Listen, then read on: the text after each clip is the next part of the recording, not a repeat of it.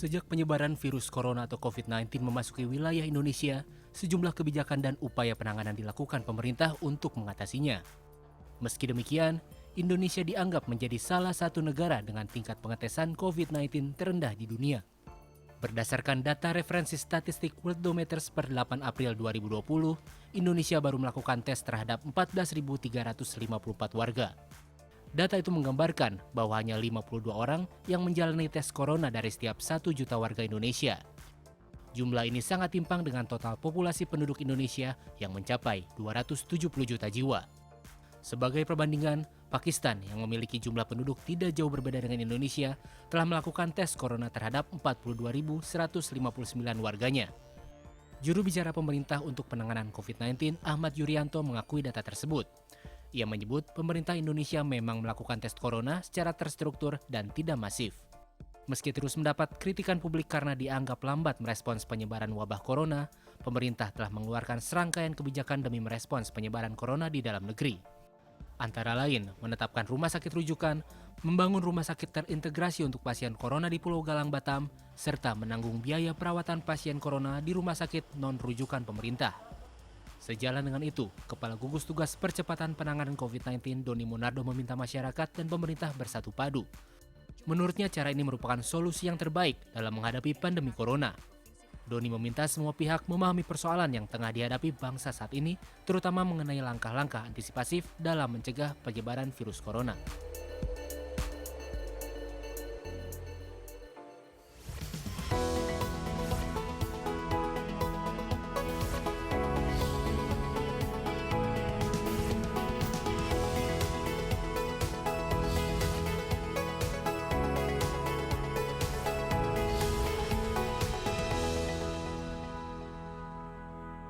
Ya, wabah coronavirus COVID-19 sudah menjadi pandemi dan jumlah penyebarannya seluruh dunia juga semakin meningkat, termasuk di Indonesia, di mana jumlah kasus yang positif ya COVID-19 juga semakin meningkat dan angka kematiannya juga semakin meningkat. Nah, untuk menangani itu semua ya, pemerintah membuat gugus tugas percepatan penanganan COVID-19. Nah, ini supaya penanganan bisa jauh lebih fokus, kita bisa berkolaborasi menghadapi dan memerangi wabah ini. Untuk itu pemerintah menunjuk Kepala BNPB Pak Doni Monardo sebagai Ketua dari Gugus Tugas Percepatan Penanganan COVID-19. Nah, Pak Doni, ini kan persamaan visi itu kan penting, apalagi kan Indonesia itu sangat luas ya, dan dengan jumlah populasinya tinggi dan kemampuan setiap daerah itu berbeda. Saya ingin lebih tahu lagi mengenai mekanisme dan koordinasinya. Mungkin satu wilayah, taruhlah seperti Jakarta ini, menganggap ini sudah tanggap darurat dan misalnya ingin membatasi lalu lintas atau menerapkan social distancing, bahkan menutup itu wilayahnya. Nah, ini bagaimana untuk menyamakan visi dalam kasus ini. Tapi kan ada juga daerah yang mungkin merasa, wah belum banyak yang terpapar sehingga sense of urgency-nya kurang dan masih melakukan acara-acara keramaian. Nah, ini bagaimana ya Pak Doni supaya semua itu memiliki sense of urgency yang sama dan langkahnya yang sama untuk memerangi wabah ini? Memang yang pertama begini, belum semua pejabat itu paham tentang bahaya virus ini. Sehingga masih banyak yang menganggap remeh, ya kita juga tidak bisa mengatakan ya kurang peduli. Tetapi memang kan ini masih baru, ya. Saya sendiri secara personal ya baru paham setelah saya ditugaskan Presiden untuk memulangkan WNI kita dari Wuhan, dari Diamond Princess dan World Dream, ya. Nah, dari situlah saya baru bisa memahami bahwa virus ini sesuatu penyakit yang unik gitu. Nah, kalau selama ini kita kenal penyakit yang menular itu adalah melalui binatang atau lewat udara, nah ini adalah penyakit yang ditimbulkan oleh manusia penularannya, baik dengan melalui droplet ya, batuk, pilek, kemudian juga mungkin juga bagian tertentu dari seseorang yang mungkin bersin, batuk, menutup mulut, lantas memegang sesuatu, kemudian bagian dari yang pernah dipegang itu dipegang lagi oleh orang lain. Ya. Jadi makanya di sini harus ada semangat untuk tahu ya. Jadi saya mungkin sedikit mohon maaf ya, mengambil istilah yang sering digunakan tentara. Ya, kenali dirimu, kenali musuhmu. 1000 kali kau bertempur, 1000 kali kau akan menang. Nah, di BNPB sendiri ada konsep yang menjadi rujukan kami. Kenali ancamannya, siapkan strateginya. Ketahui masalahnya, carikan solusinya. Nah, kalau kita sudah tahu bagaimana ancaman atau bahayanya virus ini, maka kita nggak bisa anggap enteng. Ya, memang dalam beberapa negara kita lihat perbandingan, sebagian besar yang menjadi korban sakit dan meninggal itu kan yang rata-rata usianya di atas 60 tahun ya. Rentan lah. Rentan ya. Tetapi kenyataannya tidak seperti yang terjadi di tidak semua negara seperti itu. Di negara kita pun kalau kita lihat perbandingan usia yang terpapar, maka perbandingan tidak seperti negara lain di mana mayoritas adalah orang usia tua. Oleh karenanya perlu strategi sekarang ini ya untuk melihat dan belajar dari banyak negara. Yang pertama adalah kita harus bisa melakukan isolasi atau karantina secara personal kepada mereka yang usianya di atas 60 tahun. Ya. Untuk sesegera mungkin mencari tempat yang relatif aman. Ya. Kemudian yang kedua adalah mereka yang secara fisik kesehatannya tidak begitu bagus. Artinya apa? Mungkin punya penyakit bawaan. Contoh diabetes, ya, kemudian ginjal atau jantung. Ya. Kemudian yang ketiga, warga negara kita, masyarakat kita yang secara fisik sehat, usianya juga masih muda, tetapi mungkin imunitasnya rendah, ya, daya tahan tubuhnya kurang bagus. Akibat apa? Akibat mungkin vitamin, gizinya kurang. Nah, tiga kategori ini berpeluang terpapar. Oleh siapa? Nah, apakah orang yang sudah diketahui sakit? Ya, kalau orang yang sudah diketahui sakit dibawa ke rumah sakit, kita bisa mengambil langkah untuk menghindarinya. Ya, jangan mendekati orang yang sakit. Ya, yang justru menyulitkan ini adalah mereka yang secara fisik sehat, tetapi sudah membawa bibit penyakit, sudah menjadi carrier. Nah, mereka ini sampai sekarang kita nggak tahu ya, siapa saja orangnya, di mana mereka berada. Ya, karena tidak ada gejalanya. Ya, tidak ada gejala. Kita anggap saja mungkin banyak yang sudah demikian ya. Bisa menularkan tapi tanpa gejala dan tidak tahu bahwa bisa menularkan ya, Pak Doni. Nah, inilah yang saya katakan, kelompok orang yang tanpa gejala ini atau orang yang sudah terpapar punya gejala sangat ringan, yang berisiko sangat tinggi kepada 3 kelompok tadi. Usia lanjut, punya penyakit bawaan, dan orang yang walaupun masih muda, tetapi daya tahan tubuhnya kurang. Nah, apa yang terjadi? Yang terjadi adalah orang usia lanjut dan punya penyakit bawaan dengan mudah akan terpapar. Rata-rata kasusnya terjadi di mana? Ya di tempat umum. Makanya kerumunan itu harus dikurangi. Di keramaian, ya di rumah ibadah sudah terbukti, ya di area publik, ya termasuk di transportasi umum. Tujuan-tujuan wisata dan juga. Nah, ketika kelompok-kelompok yang tadi yang rentan itu ya terpapar, lantas mereka sakit, ya mungkin inilah yang sulit untuk ditangani dengan baik karena banyak rumah sakit kita yang fasilitas medisnya sangat terbatas. Oleh karenanya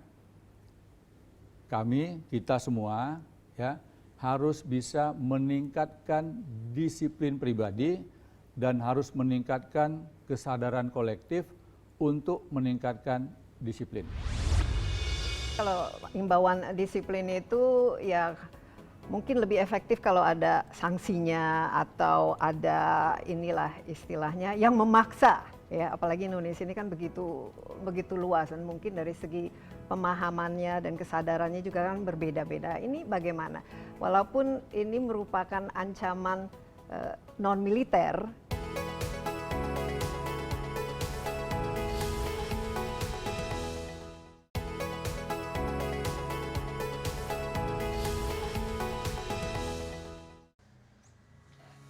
Saat berada di luar rumah, Anda telah menyentuh banyak hal dan berpotensi terpapar apapun yang tak kasat mata. Sehingga Anda tidak boleh abai untuk menjaga kebersihan saat pulang ke rumah. Sebelum membuka pintu, semprotkan cairan disinfektan pada barang-barang yang dibawa, seperti sepatu, tas, gawai, dan kartu identitas. Cairan disinfektan mampu membunuh kuman. Selanjutnya, jika ada, singkirkan semua kertas seperti tanda terima pembelian, kwitansi, bon, dan kertas lainnya yang bisa dibuang. Masuk rumah dengan kaki telanjang, lalu cuci tangan dengan baik dan benar menggunakan sabun antiseptik dan air mengalir. Kemudian masuk kamar, buka pakaian, dan tempatkan pada keranjang pakaian kotor atau mesin cuci. Jangan sentuh apapun, segera mandi, barulah menyapa keluarga. Protokol ini penting dilakukan untuk mencegah penyebaran COVID-19 pada diri sendiri maupun keluarga yang menunggu di rumah. Tentunya kalau kita udah merasa bersih, badan kita bersih, kita mau berinteraksi dengan keluarga tentunya akan lebih merasa bebas, lebih nyaman. Beda kalau kondisi tangan, katakanlah antara tangan kanan dengan tangan kiri, satu dibersihkan, satu enggak, ini pasti secara psikologis saya merasa harus menjaga tangan kiri, seumpama tangan kiri saya belum dibersihkan. Sehingga pastinya akan membawa rasa nyaman, leluasa untuk bisa berkumpul sama keluarga. Tak hanya itu, menjaga kebersihan rumah juga perlu dilakukan secara berkala, seperti membersihkan benda-benda yang sering dipegang. Kanza Tamarindora, Didin Iswandani, Surabaya. Nah, ini saya tertarik dengan apa tadi Pak Doni katakan, ini ancaman non-militer tapi strateginya mau tidak mau kan harus seperti militer lah istilahnya. Aspek kepatuhannya ini kan di sini harus diterapkan Pak Doni. Bagaimana cara-caranya, apalagi kan masyarakat kita ya istilahnya kita negara demokrasi, mungkin kesadarannya bisa saja kurang, tidak disiplin dan lain sebagainya. Apa yang perlu dilakukan, siapa-siapa saja yang bisa memastikan semua ini dipatuhi, social distancing dan juga menjaga jarak dan lain sebagainya, supaya ini bukan sifatnya hanya imbauan, tapi memang keharusan yang kita lakukan. Program sosialisasi menjadi kunci utama. Salah satu yang memegang peran sangat penting dan sangat strategis adalah media. Ya. Ketika media bisa menyampaikan pesan yang tepat kepada publik, maka akan sangat membantu. Nah, istilah social distancing ini harus menggunakan istilah rakyat supaya mudah dipahami. Kalau presiden bicara social distancing dan para pejabat di daerah juga tidak bisa menjelaskan secara benar dengan kata-kata yang tepat, kalau perlu menggunakan bahasa daerah, ya rakyat nggak ngerti. Ya, jangankan rakyat di bawah, sesama kelompok pejabat juga masih banyak yang ya mohon maaf kurang begitu memahami. Jadi bahasa-bahasa inilah yang kemarin kami bahas, harus menggunakan bahasa rakyat supaya rakyat itu paham, rakyat tahu. Jadi menerjemahkan social distancing ini ya harus betul-betul masuk kepada suasana kebatinan. Ya, kita perlu mengedepankan juga aspek psikologis, ya, aspek sosiologis, ya, menggunakan kata yang tepat. Jangan berdempetan, jangan berdekatan, jangan berkerumun, jangan berkumpul. Ya, mungkin kata-kata ini yang harusnya diterjemahkan di semua daerah, ya mungkin dengan bahasa daerah juga, yang akhirnya bisa dipahami. Ya. Kemudian masalah disiplin ini menjadi kunci utama. Ya. Ketika pemerintah, Bapak Presiden telah memberikan kesempatan, ya, memberikan arahan, belajar dari rumah, ya, bekerja dari rumah, beribadah dari rumah. Ternyata banyak yang memanfaatkannya untuk liburan. Ya. Nah, salah satu faktor yang membuat kenapa masyarakat akhirnya jadi libur, antara lain ya itu ada running text di hampir semua televisi yang mengatakan pemerintah memberikan liburan kepada rakyat. Padahal ini kan bukan liburan, ya, bekerja dari rumah, belajar dari rumah, beribadah dari rumah, bukan liburan. Sehingga banyak orang yang memanfaatkan belajar, bekerja, beribadah di rumah itu akhirnya ke tempat-tempat rekreasi, ke tempat-tempat hiburan.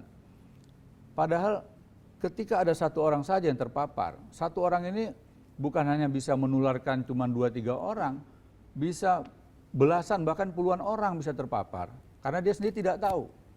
Nah, betapa bahayanya ada seseorang yang sudah sebagai carrier lantas berada di tempat ibadah, ya, berada di tempat publik, dan dia telah menulari orang di sekitarnya. Ya, bukan berarti kita sangat takut, tidak juga, ya.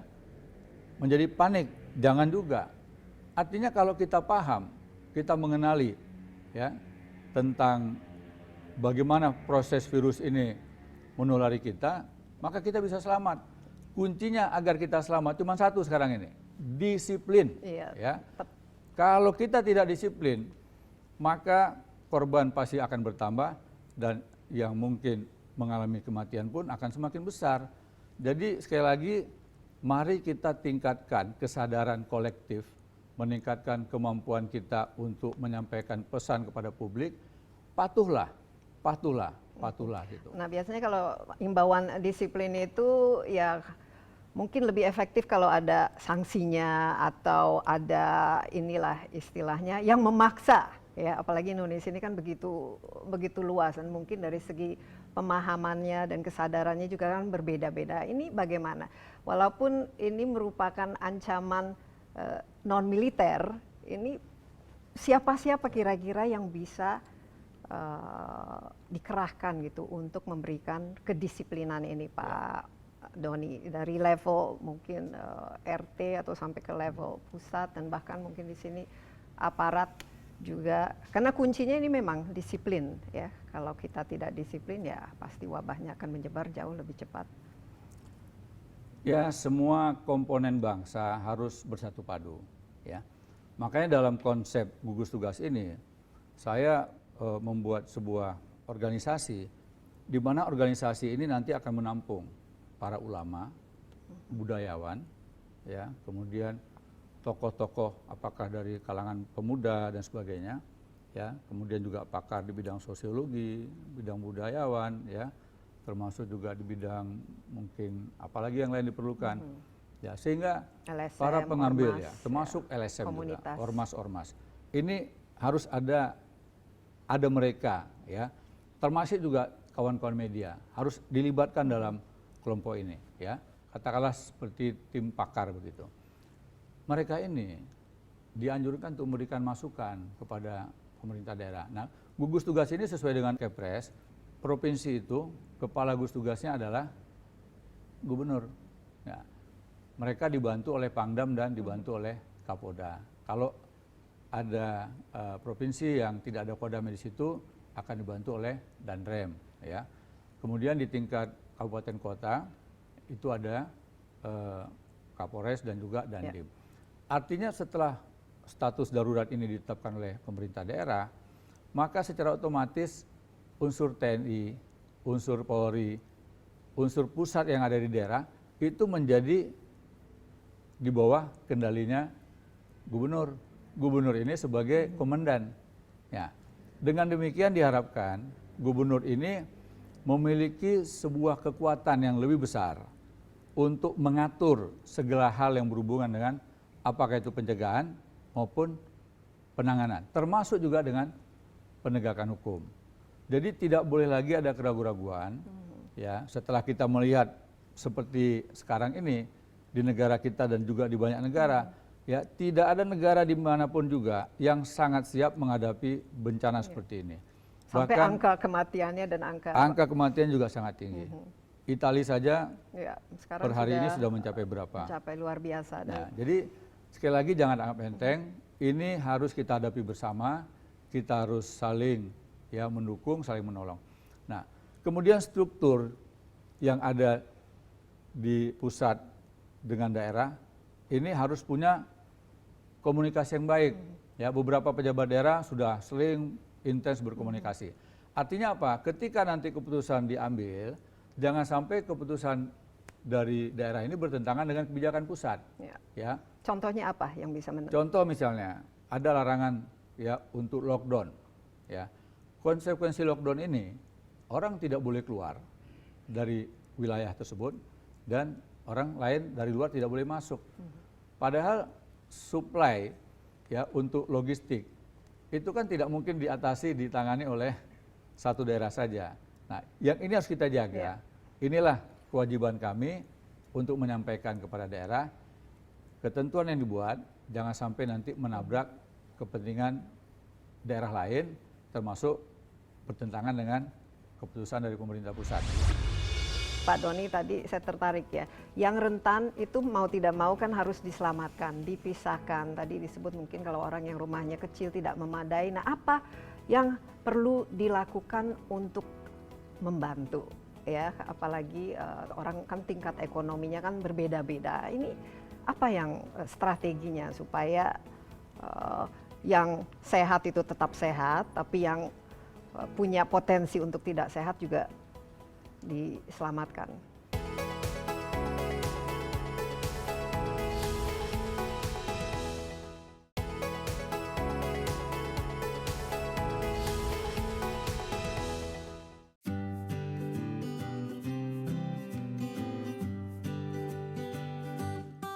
Silent carrier merupakan istilah pembawa COVID-19 yang tidak menunjukkan gejala apapun.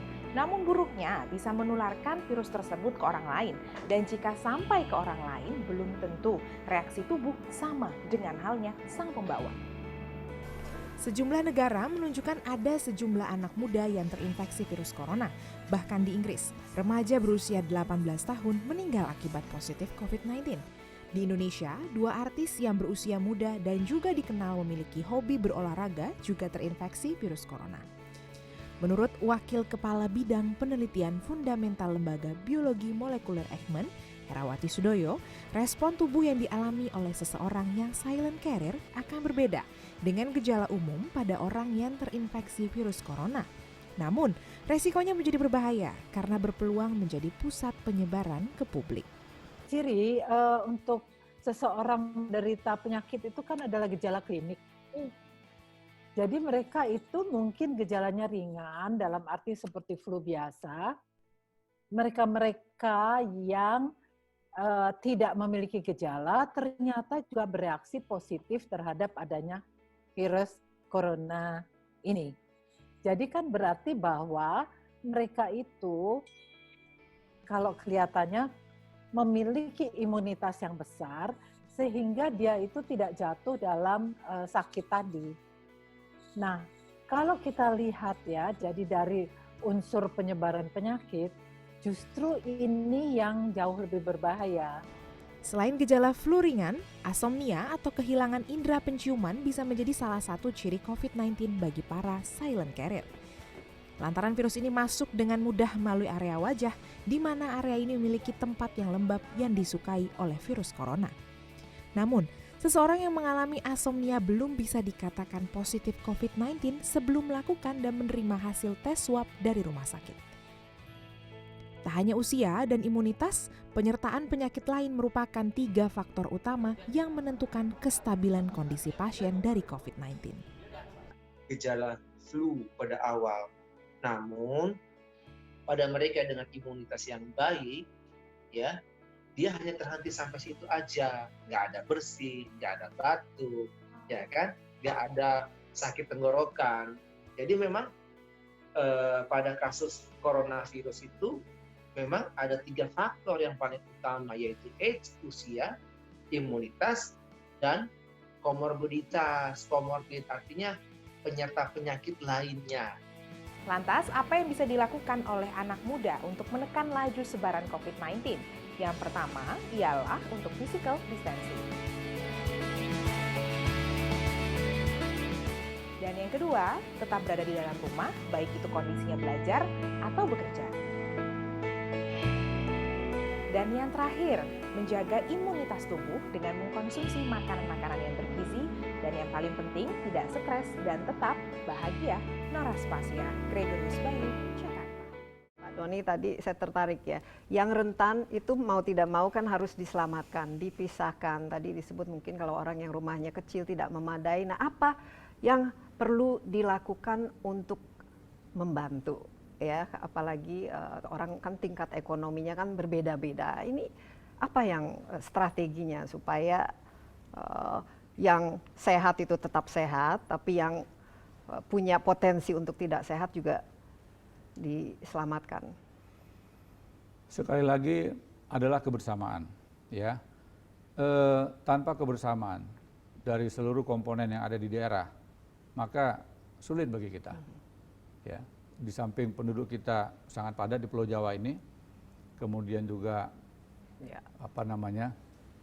tidak semua orang yang punya kualitas hidup yang baik, ya. Dan kita harus bergotong royong.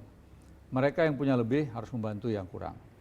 Mereka yang punya fasilitas seperti mungkin kantor, ya, atau mungkin apa saja yang mereka miliki, yang bisa membuat kelompok yang sangat rentan ini itu bisa diselamatkan dulu.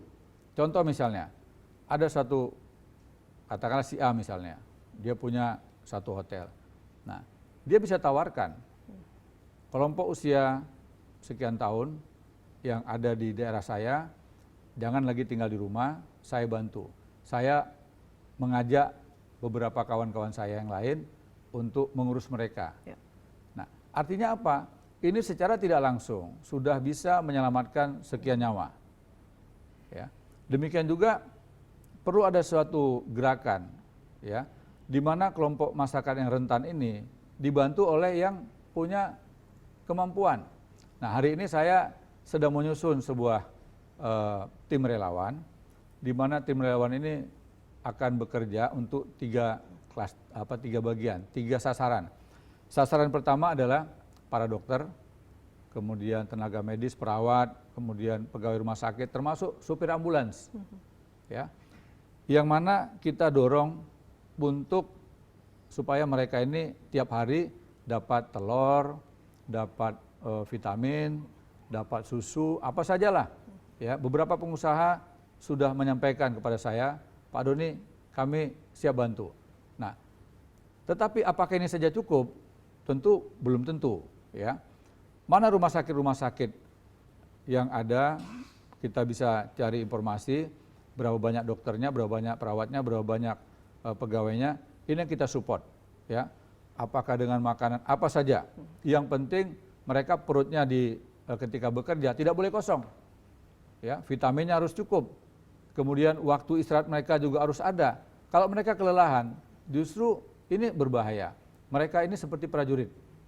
Ya, seperti prajurit dalam menghadapi peperangan karena mereka adalah orang terdepan. Dan banyak juga sekarang yang sudah tumbang dan positif ya, nah, COVID. Saya senang ada beberapa pengusaha yang sudah menyiapkan fasilitas mereka, ya, untuk dokter, tenaga medis, ya, itu tidak perlu pulang ke rumahnya.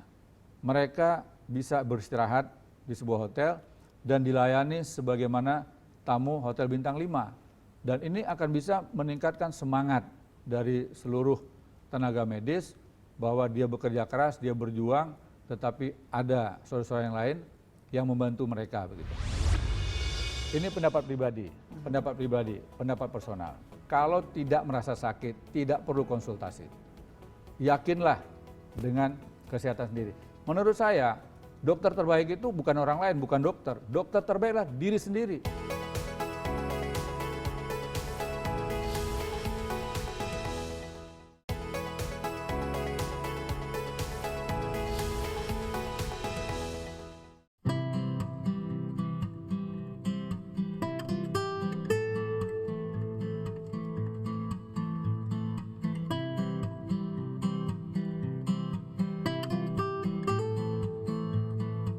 Di Indonesia, rapid test diprioritaskan kepada 3 golongan utama. Yang pertama, memiliki riwayat kontak dengan pasien dalam pengawasan.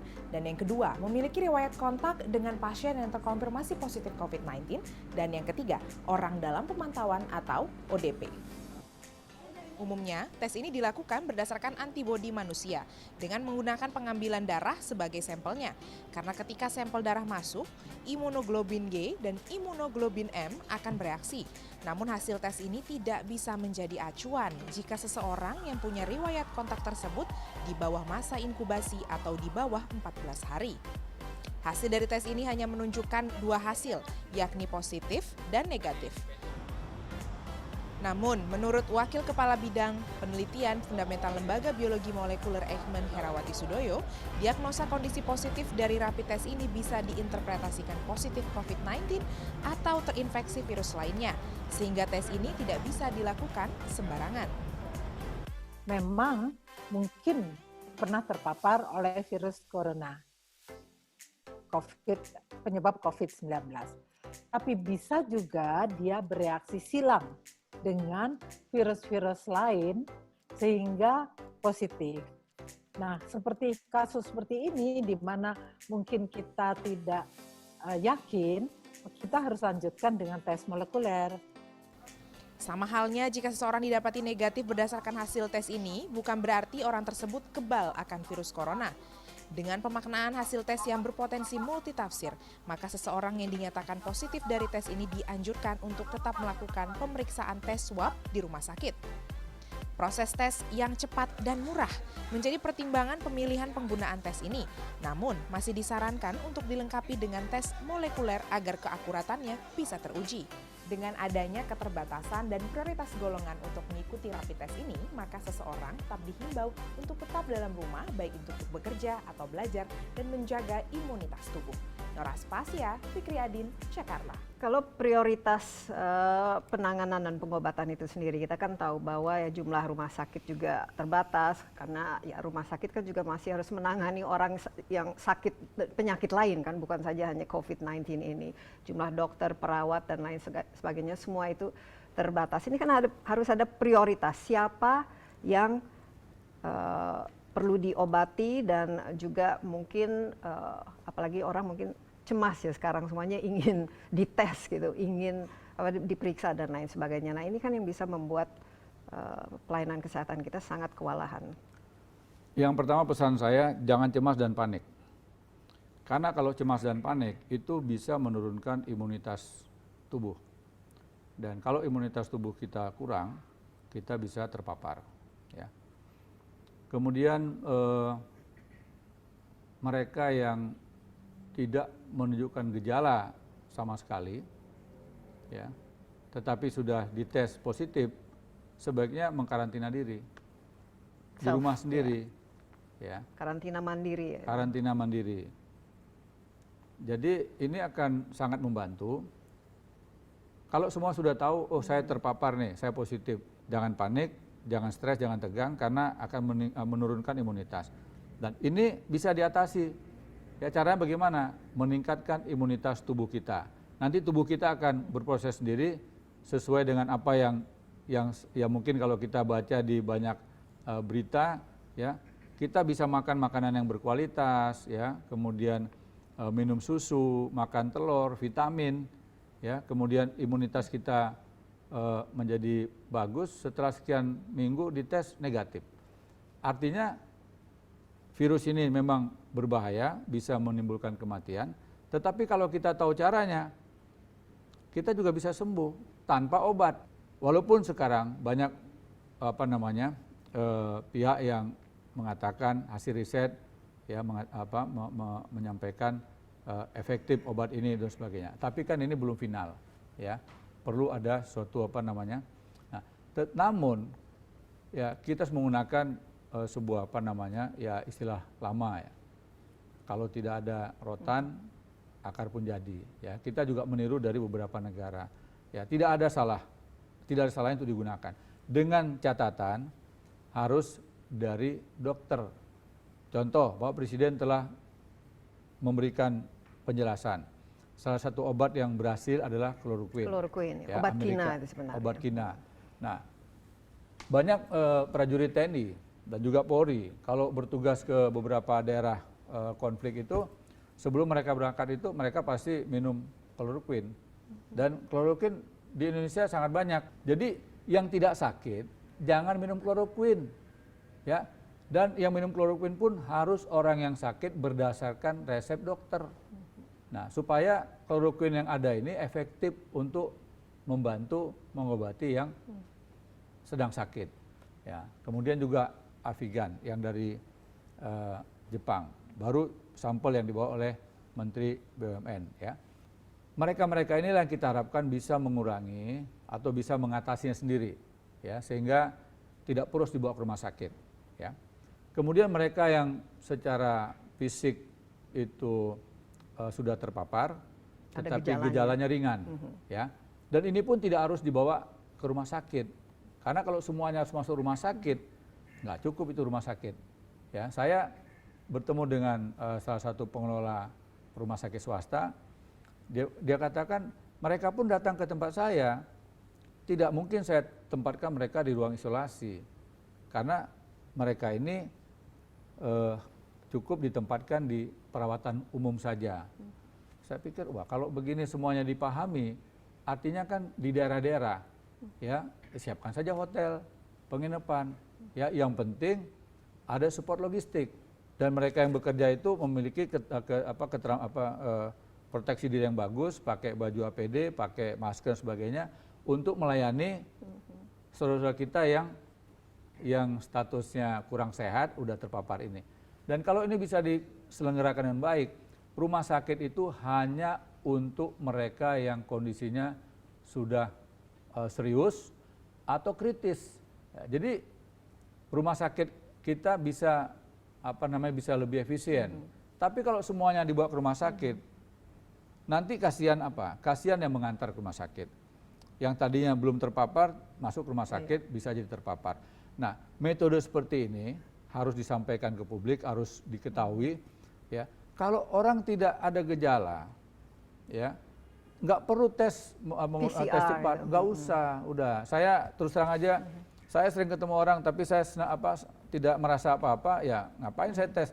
Kalau saya tes ke rumah sakit, tadinya saya sehat, tiba-tiba ke sana bisa terpapar. Jadi ini pun harus dipahami. Iya, tapi setahu Pak Doni kapan harus memang ke rumah sakit ini dengan konsultasi dengan dokter-dokter itu, yang memang harus ditangani oleh ya, ini pendapat pribadi, pendapat pribadi, pendapat personal. Kalau tidak merasa sakit, tidak perlu konsultasi.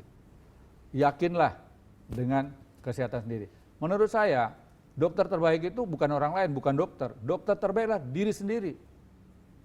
Jadi saya ulangi lagi, dokter terbaik untuk kita semua adalah diri sendiri. Kita yang tahu. Ya, saya ketemu dengan Pak Budi Karya ya beberapa kali. Tapi saya ingat-ingat, saya ketemu beliau terakhir itu waktu kepulangan dari Diamond Princess dari Jepang. Ya, kami sampai tengah malam ada di Kertajati. Kalau waktu itu kalau nggak salah tanggal 29 Februari. 29 Februari. Nah, saya hitung. Wah, kalau saya ketemu sama beliau, mungkin beliau belum positif. Artinya saya aman. Kan dekat-dekat beliau. Yeah. Juga ya bertemu cipika-cipiki juga kan. Yeah.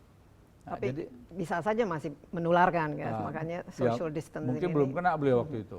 Ya, tapi ya tetap waspada. Alhamdulillah sampai hari ini ya aman-aman saja gitu. Jadi semua kita harus tahu bagaimana kita bisa mengetahui. Jadi rumah sakit itu hanya menangani yang betul-betul sudah merasakan gejalanya. Gejala. Itu pendapat saya. Ya. Kalau yang ngerti betul ya Pak Menteri Kesehatan atau ya kepala rumah sakit atau dokter. Gitu. Jadi kalau ini salah ya mohon maaf, karena saya bukan dokter gitu. Nah, gotong royong, saling tolong, saling bantu ini akan membangkitkan semangat, akan membangkitkan optimisme, ya, akan membangkitkan semangat kebersamaan. Dan ketika negara dalam keadaan terancam, maka segenap komponen bangsa harus bersatu padu.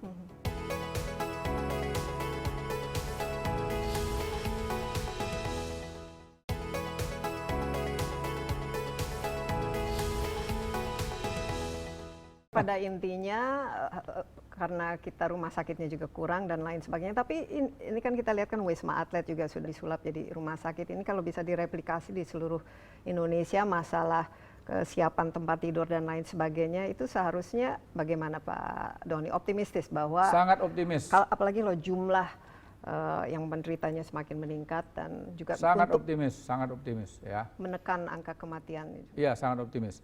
Nah, yang penting adalah sebuah semangat untuk bergotong royong, semangat untuk saling menolong.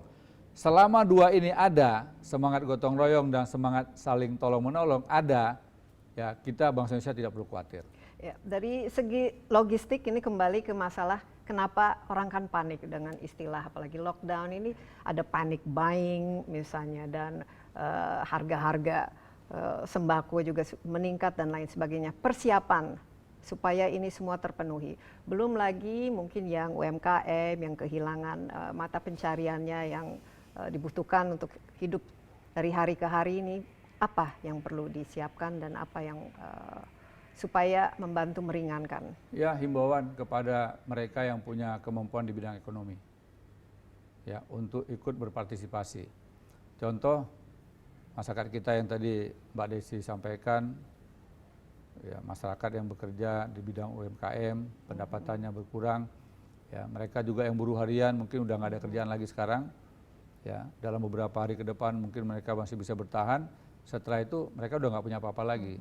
Nah, kami di sini mencoba untuk menyusun suatu tim, ya, tim relawan, ya, dan saya kemarin nawarkan kepada Pak Andre, Ketua Iluni UI, Ya. apakah berkenan tidak menjadi ketua tim relawan. Nah, beliau berkenan, beliau bersedia. Dan lewat tim inilah nanti bisa memobilisasi semua kekuatan yang ada, ya, menampung bantuan dari berbagai macam pihak. Saya juga bicara dengan Ketua Kadin dan juga beberapa pengusaha untuk meluangkan waktu mereka, memikirkan, ya, saudara kita yang sekarang ini mengalami kesulitan ekonomi. Karena kalau tidak dibantu, nggak ada orang lain yang bantu. Ya, katakanlah pemerintah telah memberikan bantuan BLT misalnya, bantuan langsung tunai. Dana desa juga bisa digunakan. Dana desa bisa digunakan. Tetapi menurut saya ini juga mungkin belum cukup. Ya. Nah, gotong royong, saling tolong, saling bantu ini akan membangkitkan semangat, akan membangkitkan optimisme, ya, akan membangkitkan semangat kebersamaan. Dan ketika negara dalam keadaan terancam, maka segenap komponen bangsa harus bersatu padu. Ya, kita sekarang lagi dalam posisi berperang dan negara kita terancam, maka dituntut kita untuk menjabarkan Undang-Undang Dasar 1945 pasal 27. Setiap warga negara berhak dan wajib ikut serta dalam bela negara. Nah, kita kan sudah punya program bela negara mulai tahun 2018 yang lalu, ya. Nah, ini mari kita coba manfaatkan, ya, sebuah kekuatan yang bisa kita lakukan untuk membangkitkan semangat kebersamaan, ya. Tanpa ada semangat kerjasama, tanpa ada kekuatan untuk saling menolong, ya. Tadi Mbak Desi sampaikan, mereka yang nggak punya apa-apa lagi, terus siapa yang bantu? Iya. Ya, jadi peran pengusaha, peran dunia usaha di sini sangat dominan. Ya, ekonomi tidak boleh kolaps, ya, tidak boleh jatuh, ya. Transaksi jual beli, ya, tetap harus berjalan tanpa ada lockdown. Ya, rumah makan harus tetap buka, ya, kemudian pasar-pasar harus buka, kemudian warung-warung kecil harus tetap buka. Dan ini kan bisa memanfaatkan pesan online. Pesan online. Ya. Jadi tidak harus ke restorannya, tapi tidak harus ke restoran, online. Tapi restoran tetap buka. Restorannya tetap buka, walaupun orang tidak datang, tapi kan bisa mungkin sekali beli satu keluarga nih, belinya katakanlah di rumahnya hanya ada 4 orang. Dia beli 40 bungkus. Untuk siapa? Dibagikan kepada sekitarnya. Ya. Ada satu keluarga lagi yang isi keluarganya ya mungkin cuma 2 orang, tapi karena secara ekonomi mampu, dia bisa pesan 100 dan dia pesan tiap hari. Saya pesan tiap hari untuk 100 bungkus nasi, pagi, siang, sore. Saya bagikan ke kelompok masyarakat di sini. Nah, ya saya pikir kalau semua melakukan, ya. Kalau tapi semuanya. Misalnya kalau di desa, apalagi di sana kan ada petani, nelayan, dan kantong-kantong masyarakat yang ekonominya masih lemah itu, mau tidak mau ya harus mendapatkan ekstra perhatian ya Pak. Kalau nelayan Doni sama petani, mereka nggak kesulitan. Menurut saya, nelayan bisa tangkap ikan. Ya, mereka mungkin sekarang malah lebih lebih banyak. Walaupun mungkin kalau untuk dijual yang belinya belum tentu. Tapi dalam situasi seperti ini, organisasi nelayan pun ya bisa bekerja sama dengan pengusaha-pengusaha yang ada. Ini kan bisa masuk terus ke kota-kota besar, ya. Demikian juga petani. Petani tidak boleh berhenti. Petani harus tetap produktif. Petani tetap memproduksi kebutuhan pangan sehari-hari, sayuran, buah-buahan, ya. Jadi walaupun di kota-kota besar aktivitas berkurang, tetapi kegiatan ekonomi tidak boleh berhenti. Nah, setahu Pak Doni, kesiapan pangan kita secara keseluruhan bagaimana? Sembako kita? Pada ratas beberapa hari yang lalu, Bapak Presiden mengatakan kebutuhan logistik nasional cukup. Ya, beberapa Cukup menteri untuk juga berapa lama? cukup. Ya, nah, saya nggak tahu. Tapi yang penting cukup. Ya, artinya kita tidak perlu panik karena kita kekurangan logistik. Ya, kemudian juga mungkin juga sebagai cadangan, ya kita bisa punya stok sagu yang besar. Ya, sagu kita di beberapa daerah itu banyak sekali. Tinggal alat untuk memproduksi sagu sehingga bisa menjadi tepung sagu, dan tepung sagu mungkin bisa dikombinasi dengan tepung beras, nanti bisa menjadi beras. Jadi ya katakanlah banyak negara yang juga mengalami kesulitan. Indonesia harus mencari cara sendiri untuk tetap mempersiapkan pangan kepada masyarakat kita. Tapi saya yakin kok ya, ini musim musim panen, mudah-mudahan sebentar lagi bisa jalan ya. Untuk pangan saya yakin pemerintah telah memikirkan yang baik dengan baik, Menteri Pertanian ya, termasuk para menteri lainnya, sehingga kebutuhan pangan nasional bisa dipertahankan. Nah, animo masyarakat, pengusaha untuk membantu semua kita gotong royong dan semangat solidaritas ini bagaimana menurut Pak Doni? Sudah ada, tetapi belum menyeluruh.